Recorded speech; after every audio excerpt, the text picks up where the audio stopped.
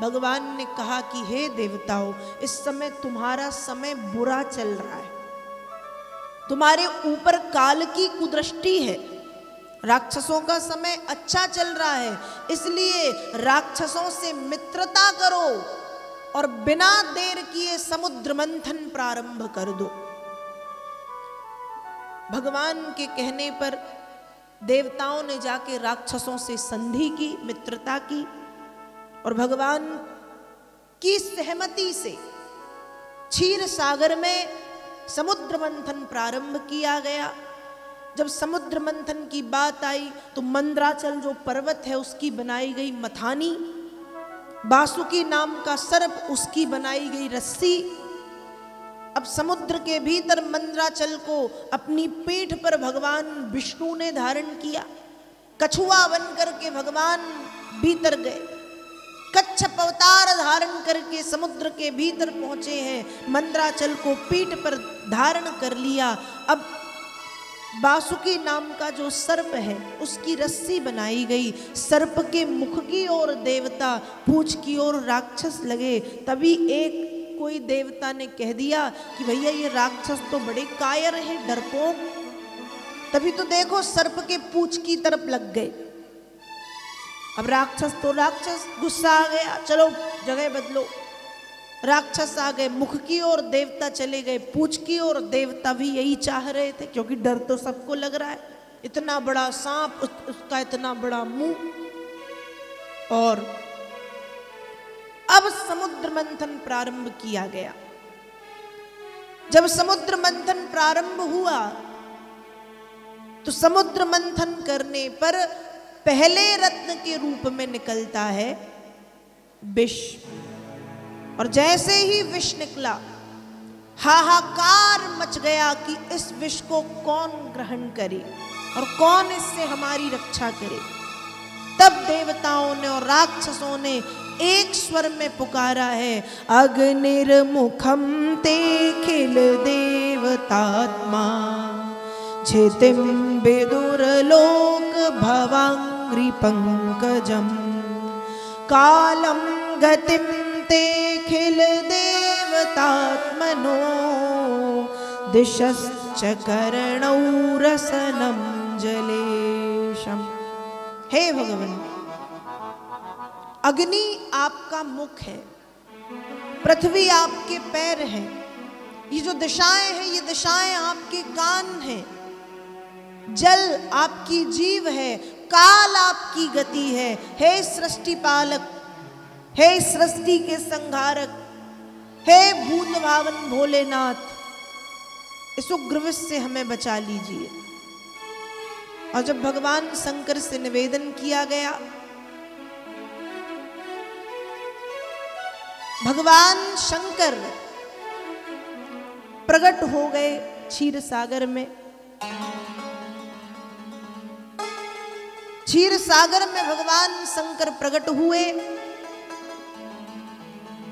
देवताओं और राक्षसों के निवेदन पर भोलेनाथ ने विषपान कर लिया, जहर पी लिया। और जब भोलेनाथ ने विषपान किया तो विषपान करने पर भोलेनाथ ने विचार किया, अब इस विष को कहाँ रखूं?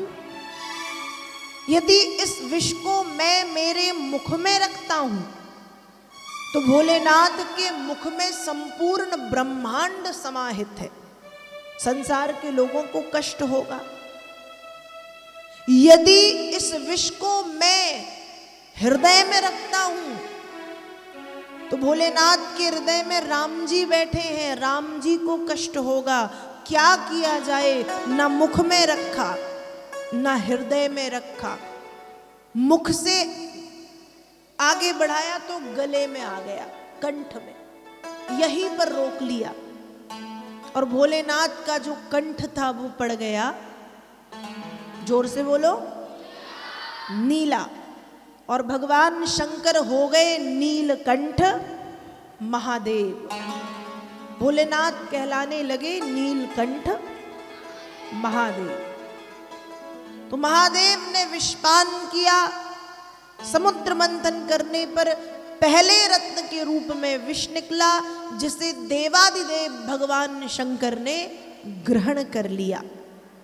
दूसरे रत्न के रूप में कामधेनु नाम की गौ माता निकली हैं, जिन्हें ऋषि मुनियों ने लिया। तीसरे रत्न के रूप में उच्चैश्रवा नाम का घोड़ा निकला, जिसे राजा वली ने लिया। चौथे रत्न के रूप में कल्प वृक्ष निकला।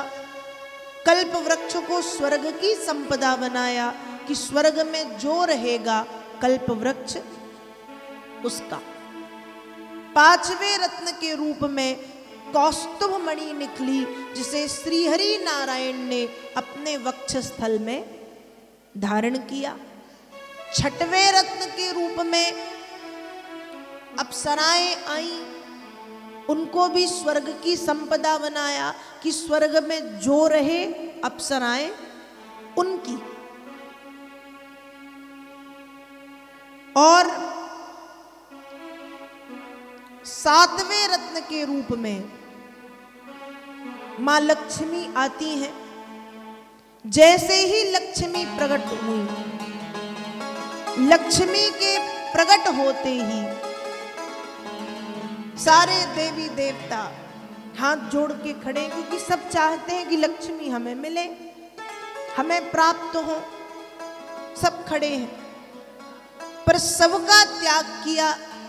एकांत में भगवान चतुर्भुज रूपधारी नारायण खड़े थे। आते ही लक्ष्मी ने नारायण का वरण कर लिया। सातवें रत्न के रूप में लक्ष्मी आते ही नारायण को व्याही गई। आठवें रत्न के रूप में पारिजात वृक्ष, कल्प वृक्ष के समकक्ष, इसे भी स्वर्ग की संपदा बनाया गया। नौवें रत्न के रूप में ऐरावत नाम का हाथी, जिसे इंद्र को दिया गया। 10वें रत्न के रूप में शंख, 11वें रत्न के रूप में चक्र, 12वें रत्न के रूप में चंद्रमा, 13वें रत्न के रूप में बारूणी, बारूणी कहते हैं मदिरा को, शराब। और जैसे ही शराब निकली, शराब को ग्रहण किया,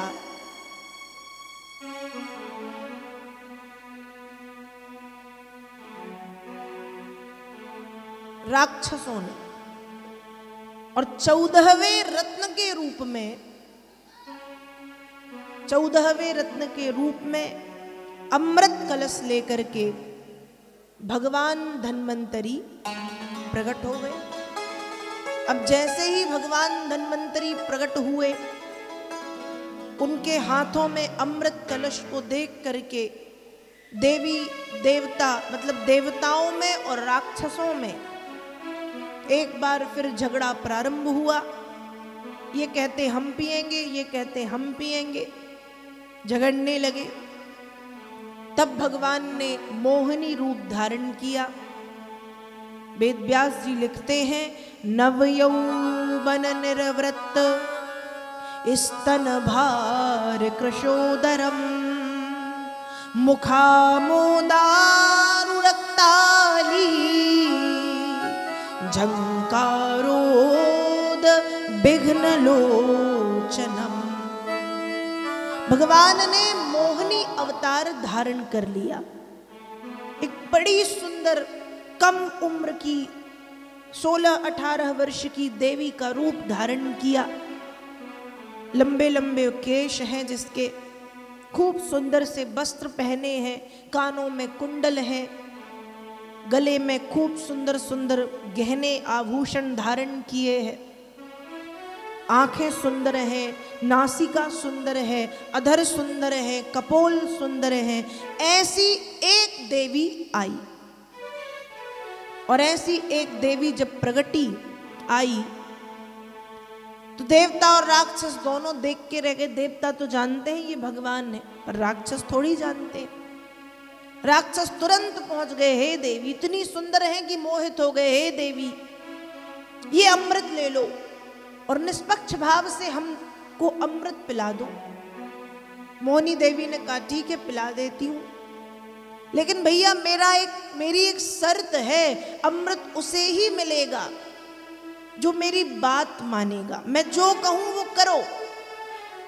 सबने कहा रे आप जो कहेंगी हम वही करेंगे। ठीक है, तो सभी एक दिन का व्रत रख के दूसरे दिन स्नान करके 30वां फिर पंक्तिबद्ध रूप में बैठो। देवताओं और राक्षसों ने स्नान किए, एक दिन का व्रत रखा, एक पंक्ति में देवता दूसरी पंक्ति में दानव बैठ गए। मोहिनी देवी अमृत कलश लेकर के पहुंची।